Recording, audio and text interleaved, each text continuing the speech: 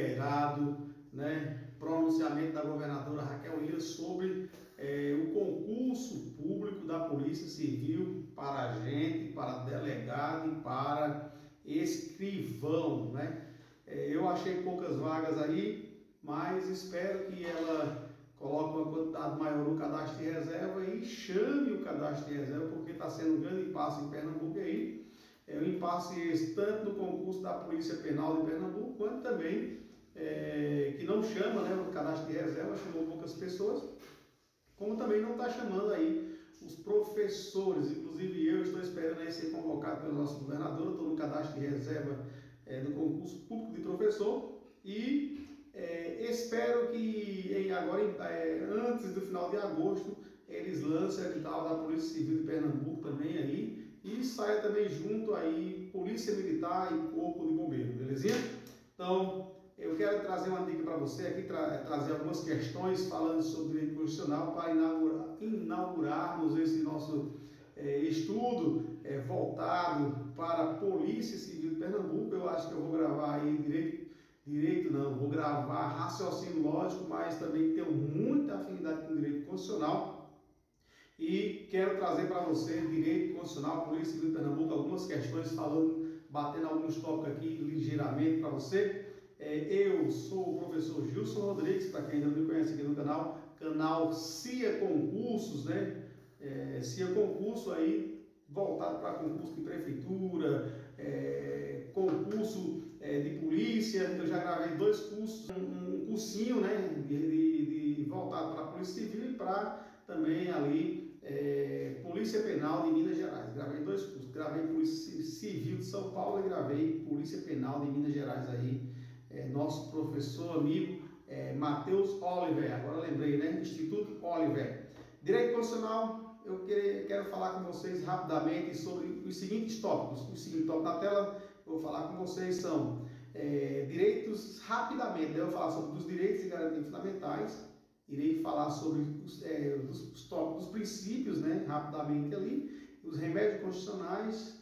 Vou dar uma questãozinha falando sobre sindicatos e também falando sobre nacionalidade, e vou falar sobre inelegibilidade e também vou falar partidos políticos, uma questãozinha que eu trouxe para vocês para bater alguns tópicos. Primeira questão está aí na tela, que diz a primeira questão: o rol de direitos e garantias apresentado no título dos direitos e garantias fundamentais da Constituição Federal não é exaustivo, pois existe dispositivo normativo em diferentes títulos e capítulos do texto constitucional que também tratam de direitos e garantias fundamentais. Justamente, essa questãozinha aí foi muito boa. O concurseiro aí devia se reportar, se ligar nessa palavra exaustivo. Exaustivo é quando não tem mais, né? Dizendo que além da Constituição Federal, né, está todos os direitos e garantias fundamentais. Não, né? Tem ainda muitos capítulos do texto constitucional, tem outro direito civil, tem outras partes do direito, tratados, tem outros tratados também que tratam sobre garantias fundamentais. Então, simplesmente exemplificativo, não é exaustivo, traz simplesmente exemplificativo. Se a questão toda ia falar sobre isso e falasse que era simplesmente exemplificativos, aí nós estaria com a questão certa. Então, na verdade, essa questão se tornou uma questão aí exaustivamente correta. Por quê? Correto, porque assim, pois existe dispositivo normativo em diferentes títulos, né, existentes no direito constitucional, que traz isso para nós que é correto, né, correto. Então, é exemplificativo e as garantias fundamentais, ela não é exaustiva, por isso que essa palavra está certa, não é exaustiva, está falando que não é exaustiva, por isso que a questão está correta. Diz assim, os direitos e garantias fundamentais estão divididos na Constituição Federal por temas específicos. São eles: direitos individuais e coletivos, está no artigo 5º, né? Você vai estudar aí no artigo 5º, espero que você bata o artigo 5º completo. Direitos sociais está lá no artigo 6º ao artigo 11º, e também direitos de nacionalidade, que está no artigo 12 e no artigo 3, e também os direitos políticos, que está lá no artigo 14 ao artigo 17, isso aí não cai em concurso, ele despenca realmente em concurso. A segunda questão é assim, por meio da aplicação do princípio da proporcionalidade, você tem que estudar os princípios da razoabilidade, da proporcionalidade, né? Coíbe-se excessos que afrontem os direitos fundamentais e exige-se mecanismos que efetíveis. Então, que é efetivo. Então, justamente isso aí, né? Por meio da aplicação do princípio da proporcionalidade, coíbe-se excessos, né? A proporcionalidade é como se fosse o peso e contrapeso, vai proporcionando e vai coibindo excesso que afronte os direitos fundamentais e existe também mecanismo que os efetive. Beleza, questãozinha certa para você aí. Que diz assim, como base, Estado Democrático de Direito, soberania popular, soberania, né? Cidadania, dignidade da pessoa humana, valorização do trabalho, da livre iniciativa, pluralismo político. Esses são os pilares que sustentam os demais direitos constitucionais. Belezinha? Terceira questão. Será concedida habeas corpus àquele que sofrer, né, ou se achar, ficou coligado aí, ficou junto aí, mas você pode separar, ou se achar ameaçado de sofrer violência ou coação em sua liberdade de locomoção por ilegalidade ou abuso de poder. Olha, fica muito ligado essa palavra aí, quando falar assim, tratar-se de habeas corpus, né? Você vai ter que vir justamente esse pedacinho da frase aí, assim, ilegalidade ou abuso de poder. Ilegalidade ou abuso de poder. Então, justamente isso aí, o nosso habeas corpus é chamado de remédios constitucionais. Tem vários remédios constitucionais, né? Então, essa questão estava certa e eu posso trazer para você aqui assim. Diz assim, os chamados remédios constitucionais são instrumentos ou ferramentas jurídicas previstos na Constituição Federal com a finalidade de impedir ou evitar a ilegalidade ou abuso de poder, justamente isso. Aí, quais são os 7 remédios constitucionais? Porque os remédios constitucionais são 7.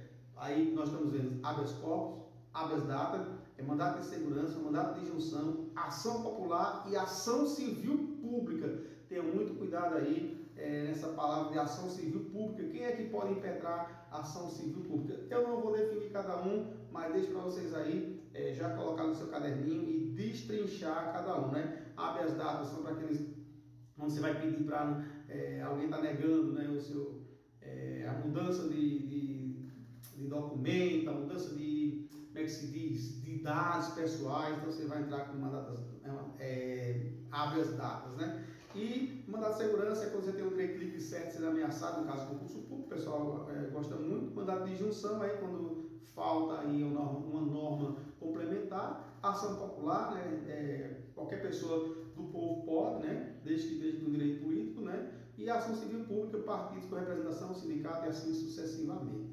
Olha aqui a questãozinha. A ação popular deve ser proposta somente por partido político com representação no Congresso Nacional? Essa questão está errada. Por que está errada? Porque qualquer pessoa do povo pode ali impetrar também ação popular, né? Então não é só partido político com representação no classes como a AB, diversas assuntos aí podem impetrar ação popular, belezinha? Diz assim, artigo 5º, no seu inciso 73, assim, da Constituição Federal, estabelece que qualquer cidadão é parte legítima para propor ação popular e impugnar, ainda que separadamente, ato lesivo ou patrimonial, patrimonial material. Se liga nessa palavra assim, ainda que separadamente, ato lesivo ao patrimônio material, desculpa aí, moral, cultural ou histórico do Estado ou de entidade em que ele participe, belezinha? Pronto. Quinta questão, estamos finalizando, faltam mais agora 5, estamos na metade aí, vamos finalizar. O registro do sindicato no órgão competente é exigência constitucional, que não se confunde com autorização estatal para a fundação de unidade. Gente, muito boa, muito boa essa questão. Diz assim, o registro do sindicato no órgão competente. O sindicato tem que fazer o registro no órgão competente, né? No órgão competente, tem sim. Que não se confunde com autorização estatal para a fundação da entidade. Não precisa de autorização para ser criada, mas ela tem que registrar sim para dar legalidade à pessoa jurídica. Olha, então, essa questão está certa, diz assim, onde é que está embasamento? Está no artigo 8, no seu inciso 3º da Constituição Federal, né? 1988, diz assim, assegura aos entes sindicais a ampla e incondicionada liberdade para atuar em juízo administrativo da defesa dos direitos e interesses individuais e coletivos dos integrantes da categoria que representam. A jurisprudência do STJ traz para nós, ó, a primeira turma do Superior Tribunal de Justiça decidiu que os sindicatos adquirem personalidade jurídica a partir, então tem que fazer o registro do registro do cartório de registro de títulos, documentos e registro civil das pessoas jurídicas e não do Ministério do Trabalho. Com a Constituição de 88, que assegurou a liberdade sindical ampla, caiu por terra a regra que o registro do Ministério do Trabalho teria preferência e seria mais importante que o registro junto ao cartório. Então não, caiu por terra isso aí, então não precisa. Tem que só simplesmente fazer o que? O registro lá no cartório, bala na agulha. Sexta questão, conforme disposição na Constituição Federal, será brasileiro, uma questãozinha falando sobre naturalidade, conforme disposição da Constituição Federal, será brasileiro nato, não é naturalizado não, nato, aí grifa essa palavra em nato, o filho nascido em Paris, de mulher alemã e de embaixador brasileiro que esteja a serviço do governo brasileiro naquela cidade enquanto o nascimento do filho, positivo. A mãe pode ser aí indiana, alemã, japonesa, o que for que ela seja, mas desde que o pai seja o quê? Seja brasileiro e esteja a serviço do país, né? Serviço do país. Agora também, se a mulher também for brasileira e o cara lá for americano, for espanhol, que caramba for um português, e essa mulher estiver também a serviço do seu país, o país do Brasil, também será filho nato. Por quê? Porque aí está aí fugiu da memória aqui, insanguíneo, né? Que é o princípio do insanguíneo, do sangue, né? Tem um princípio do território, né? E tem o princípio da sanguinidade, né? Da questão do sangue, né? Aí estamos falando do sangue, então será brasileiro nato, né? Então questãozinha aí, também boa, questãozinha certa para nós revisarmos. Diz assim a Constituição. A Constituição Federal define quem possui nacionalidade brasileira sendo aquele que nasce em território brasileiro, desde que os pais, se estrangeiro, não estejam a serviço do seu país. Justamente, se o brasileiro também tiver de férias lá no Japão, o pai e a mãe são brasileiros e estão de férias lá no Japão, e o filho nasce lá, ele não vai ser brasileiro, ele vai ser o quê? Japonês. Então, a mesma coisa se tiver um casal estrangeiro passando férias aqui em Pernambuco, em nas Praias de Recife, ou em Maceió, né, ou em João Pessoa, onde quer que ele esteja, se o casal for estrangeiro e ele não tiver a serviço do seu país e nascer um filho aqui no Brasil, ele será brasileiro nato. Ou que nasça no estrangeiro de pai ou mãe brasileiro, desde que algum esteja a serviço do Brasil. Ou que nasça no estrangeiro que venha residir no Brasil e opte pela nacionalidade brasileira. Outro caso importante que você deve ficar ligado. Nasceu lá no estrangeiro, mas é filho de pai e mãe brasileiro, estava em férias, mas depois quando chegou no Brasil ele disse, não, eu não quero ser japonês, eu não tenho os olhos puxados, eu quero ser brasileiro, eu sou brasileiro. Então ele vai lá e faz a opção lá e ele continua sendo brasileiro. Olha, questãozinha 7 diz assim, filho de governador de estado é inelegível para qualquer cargo eletivo em âmbito nacional. Preste bem atenção. Filho do governador, no caso do nosso saudoso Eduardo Campos, se ele tivesse vivo, e o filho dele aí, João Campos, estou fazendo propaganda aqui, gente, pelo amor de Deus, mas apesar de ser assim, de gostar muito do trabalho dele, né? Apesar do partido político do seu que eu acompanho, mas não tem nada a ver aqui, só um exemplo. Eduardo Campos tivesse vivo, fosse governador de Pernambuco, João Campos poderia se candidatar a deputado federal, com pai no mandato, poderia se candidatar a deputado federal e ser eleito? Não, não poderia.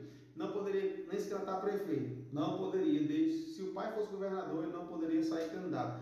Porém, se eles fossem ali candidatos na mesma eleição, aí poderia. O pai é governador, os filhos é deputado. Então poderia aí tranquilamente, lá prefeito, tranquilamente. E ele poderia também aí, se ele quisesse aí concorrer a deputado federal pelo estado de Alagoas ou pelo estado da Paraíba, se ele tivesse um conhecimento, poderia, né? Não se abrange ao território nacional. Por quê? Porque nacional está acima do estadual, né? O estadual está acima do municipal, e assim sucessivamente. Então, o filho do governador do estado é inelegível para qualquer cargo eletivo no âmbito nacional. É errado. No âmbito nacional não, só no âmbito estadual. A questãozinha está errada aí, então vamos embora. Essa inelegibilidade é chamada inelegibilidade reflexa, que está lá no artigo 14, no parágrafo 7 da Constituição Federal, que assim, são inelegíveis no território de jurisdição do titular, o cônjuge dos parentes consanguíneos aos afins até o segundo grau, opor adoção do presidente da República, do governador do estado, do território, do Distrito Federal, de prefeito ou de quem haja substituído dentro dos 6 meses anteriores ao pleito, salvo se já titulado mandato eletivo e candidato à reeleição. É o que eu falei. Se o pai e o filho um é governador e outro deputado federal, e eles vão concorrer à reeleição, pode fazer a campanha e ser eleito ou reeleito aí, depende da vontade do povo. Oitava questão, assim, a liberdade da criação de um partido, vamos falar partido político, né? Para quem gosta de política, a liberdade de criação de partido político é um dos direitos constitucionais, o que impede que normas estabeleçam controle quantitativo e qualitativo sobre eles. O partido, pluralismo político, há uma independência partidária, ninguém pode intervir em quantidade, em qualitativo sobre ele. Cada partido tem seu regimento interno, cada partido tem sua forma de reger o seu estatuto, né, o seu estatuto. Então aí a liberdade de criação de partidos políticos, né, a questãozinha está errada. É o que impede que norma estabeleça controle qualitativo e quantitativo sobre eles. Questãozinha errada. Diz assim, a liberdade de criação de partidos políticos é um dos direitos constitucionais, o que impede que normas estabeleçam controle qualitativo e quantitativo sobre eles. Eu falei aqui algo que você pode não ter entendido. Existem várias normativas no direito eleitoral que vai ali e o partido político tem que seguir, né? Tem que seguir ali. Tem que ter a porcentagem de tantas mulheres, tal, tem que ter o estatuto, tem que registrar ali no cartório. Então aí qualitativo, tem que ser qualificado, tem que quantitativo também de pessoas. Tem que, para ter um partido político nacional, tem que ter aí uma quantidade por cada estado, da federação e assim sucessivamente. Você pode pegar e dar uma olhadinha nessa parte aí. Está lá está no artigo 17 da Constituição, diz assim, é livre a criação, fusão, incorporação e extinção de partido político, resguardar a soberania nacional, o regime democrático, o pluralismo, os direitos fundamentais da pessoa humana e observar os seguintes preceitos, que está na Lei 9.096, né, de 95, que dispõe sobre partido político e regulamento nos seus artigos seguintes, né? É o passo a passo de o que é que o partido deve cumprir. Eu coloquei mais duas questões simplesmente para poder completar as 10, que diz assim, a Polícia Militar e o Corpo Bombeiro Militar do Distrito Federal são órgãos da União. A Polícia Militar e o Corpo de Bombeiro Militar são órgãos da União? Não, não são órgãos da União. É órgão do Estado. O Bombeiro e a Polícia Militar lá do Distrito Federal estão diretamente ligados ao comando do governador. Então, a questãozinha errada.